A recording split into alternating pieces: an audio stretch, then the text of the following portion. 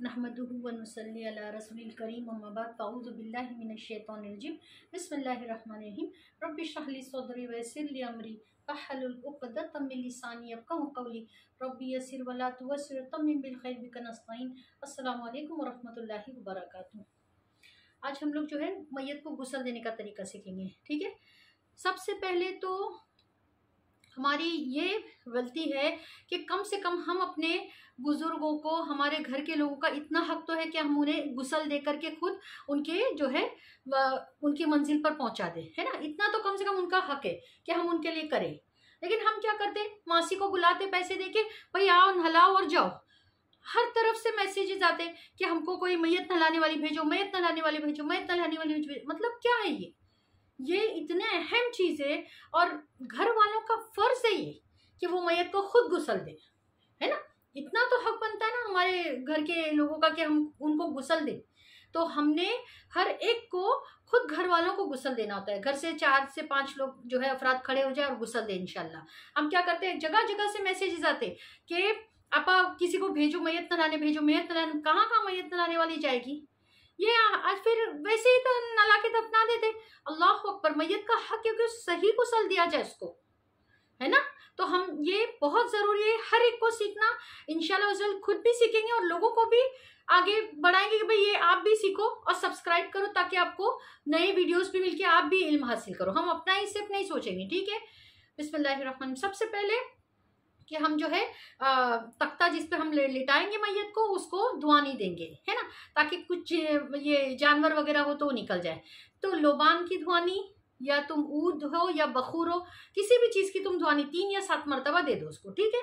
फिर उसके ऊपर मैयत को जब लिटाएंगे तो ख़ास ख्याल रखेंगे कि मैयत को नहलाने का जहाँ हो वहाँ पर्दे का एहतमाम हो।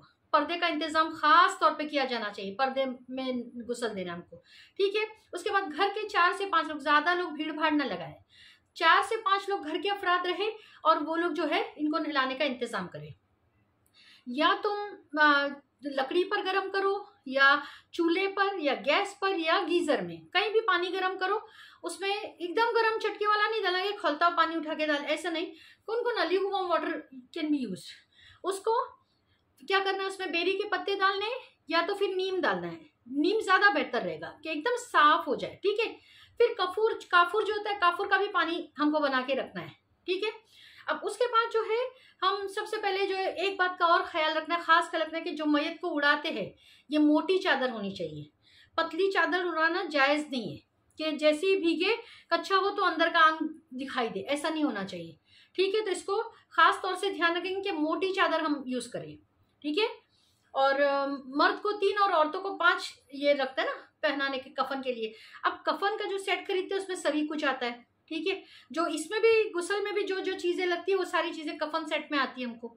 अगर कहीं कफन सेट ना भी मिलता हो गाँव में तो कम से कम अगर तरीका जानते हो तो चीज़ें अवेलेबल होना इतना मुश्किल नहीं होता है, तरीका मालूम होना चाहिए, ठीक है।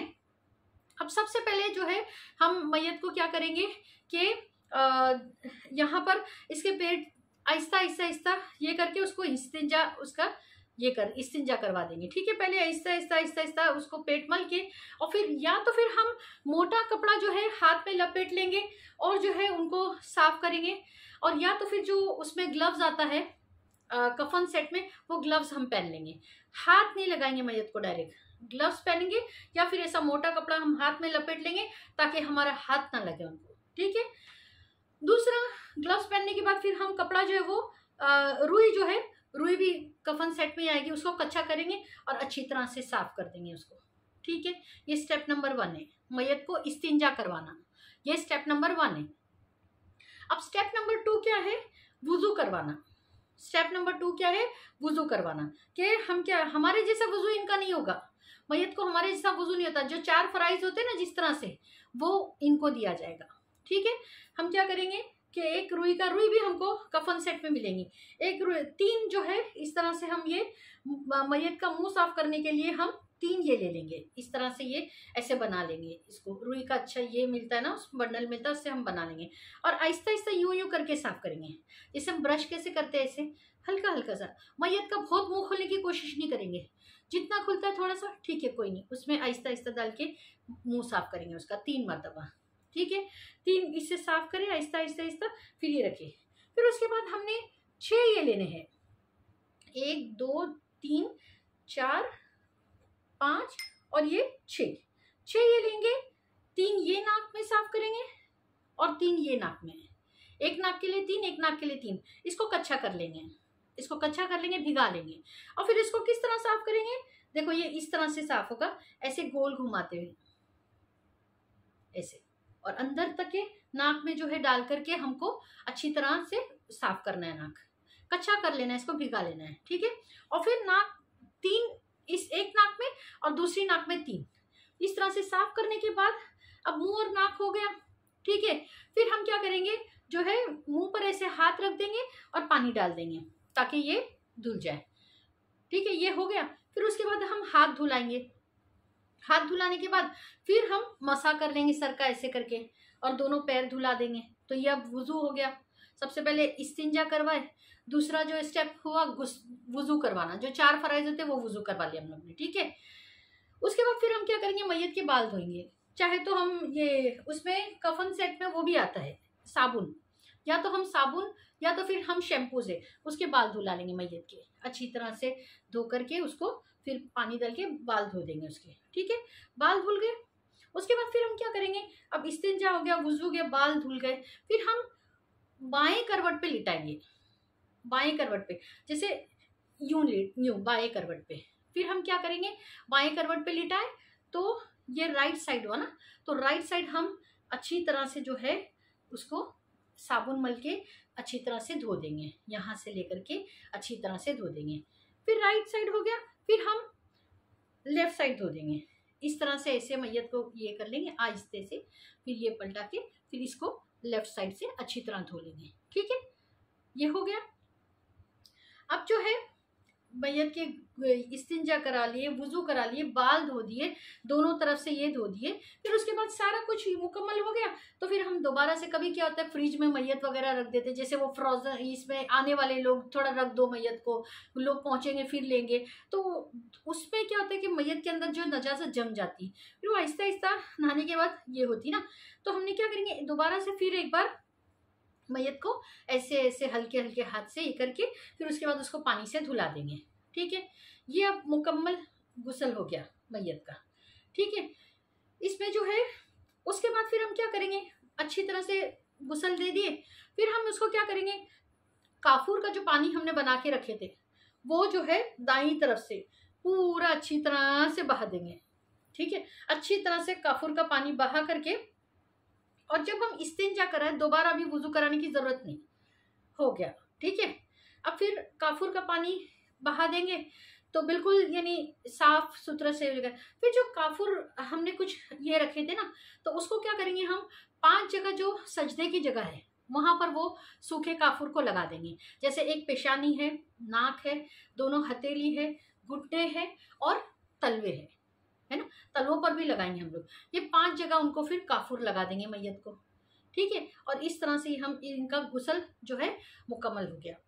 देखना, ध्यान करना कि जो है मैयत को हाथ ना लगे, और अगर तुम जब पलटा रहे हो, जैसे इस तरफ कर रहे हो धुलान ये करने के लिए पानी डालने काफूर का, और फिर उसके बाद यहाँ पर ये, तो कपड़ा ना हटे, पहले चादर को ऐसे इस तरह से ठीक कर ले, ठीक है, फिर उसके बाद धुलाए। फिर यहाँ से भी चादर को ठीक कर ले पहले डाली हुई, उसके बाद फिर के जिस्म उनका दिखाई ना दे। अच्छा, दूसरा कि जब हम अब मैयत को नहला लिए, ठीक है, अब हमने क्या करना है कि भाई मैयत नहा ली, अभी इनको ये कफन सेट में 3 कपड़े और मिलते हैं साथ में मैयत को पोंछने के लिए। 3 कपड़े और रहते हैं, उसमें से एक हम ले लेंगे मैयत को पोंछने का, ठीक है। तो दबा दबा के यूं यूं करके, जैसा हम पोंछते हाथ मुंह, इस तरह से नहीं पोंछेंगे हम लोग, वरना तो बाज मरतबा जिल्द भी आ जाती है, अल्लाह अकबर। इसलिए हम लोग ना ऐसा डैब करेंगे, बस इस तरह से मैयत को पोंछेंगे आहिस्ता आहिस्ता आहिस्ता, ठीक है। और फिर हम क्या करेंगे कि ये हो गया ना, अब ये पूरी भीग गई है चादर, तो ऊपर से एक चादर डालेंगे और फिर आहिस्ते से आहिस्ता आहिस्ता करके इसको नीचे से चादर जो है वो निकालेंगे, इस तरह से कि ऊपर जो चादर है, अंदर की जो कच्चा की भी भीगी हुई है चादर, उसको हम लोग निकाल लेंगे, ठीक है। ये इस तरह से, ये ऐसे, और जब मैयत अगर लाई हो, कपड़े पहने हुए हो उन्होंने, तो ख्याल रखना है कि यहाँ से पहले जैसे दाईं तरफ से शुरू करना है ना। कि अतिया फरमाती रज़ी अल्लाह अन्हा फरमाती कि जो है नबी अकरम सल्लल्लाहु अलैहि वसल्लम ने क्या फरमाया आपकी बेटी के वक्त जब ये हुआ, तो कि दाईं तरफ से शुरू करो और फिर वुजू करा दो, और ये बस मेन ये था दाईं तरफ से शुरू करना और फिर वुजू कराना। तो दाईं तरफ से हम शुरू करेंगे, तो क्या करेंगे, यहाँ से कपड़ा काट लेंगे, यहाँ से काट लेंगे, फिर इस तरह से निकाल लेंगे, मैयत को तकलीफ नहीं देंगे, ठीक है। ये इस तरह से निकाल लिए कपड़ा, और नीचे का क्या करेंगे, हम इस तरह से कपड़े में हाथ डाल के, अगर पैंट का बकल वगैरह या नाड़ा वगैरह औरत का, तो खोल करके आहिस्ते से निकालेंगे उसको भी। और मैयत का कपड़ा पाक होता है, अगर तुम धो धा के वापरना चाहो तो वापर सकते हो, ठीक है। इसमें कोई ये नहीं कि मैयत का कपड़ा पाक नहीं, पाक रहता है कपड़ा, धो के वापर सकते हो तुम। इस तरह से हमारा गुस्ल मुकम्मल हो गया, और इंशाल्लाह अल्लाह सुब्हाना तक़द्दुस हमको हिदायत दे कि हम आगे बढ़ के लोगों को गुस्ल दे, और जो है इसके नेकियों से हम फैज़याबाद हो इंशाल्लाह अज़्ज़वजल। और हदीस है कि अगर कोई शख्स मैयत नहलाने में कोई ऐब देखे और उसको लोगों में न बताए, जाहिर ना करे, डिस्कस ना करे लोगों से, वो अगर, तो 40 कबीरा गुना उसके माफ़ कर देंगे अल्लाह सुब्हाना तक़द्दुस आखिरत में। 40 कबीरा गुना जो उसकी माफ़ी से भी माफ़ ना होते, ऐसे गुना अल्लाह सुब्हाना तक़द्दुस उसके माफ़ कर देंगे, इस वजह से कि उसने मैयत का ऐब लोगों से छुपाया है ना।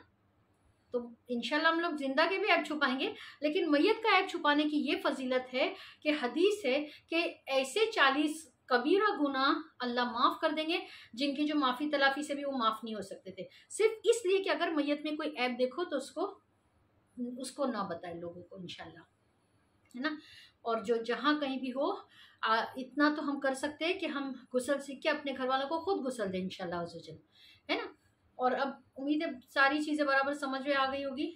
वमा अलैना इल्लल बलाग व आखिरु दावाना अल्हम्दुलिल्लाहि रब्बिल आलमीन। सुब्हानकल्लाहुम्मा व बिहम्दिका अशहदु अल्ला इलाहा इल्ला अंता अस्तगफिरुका व अतूबु इलैक। अस्सलामु अलैकुम व रहमतुल्लाहि व बरकातुहू।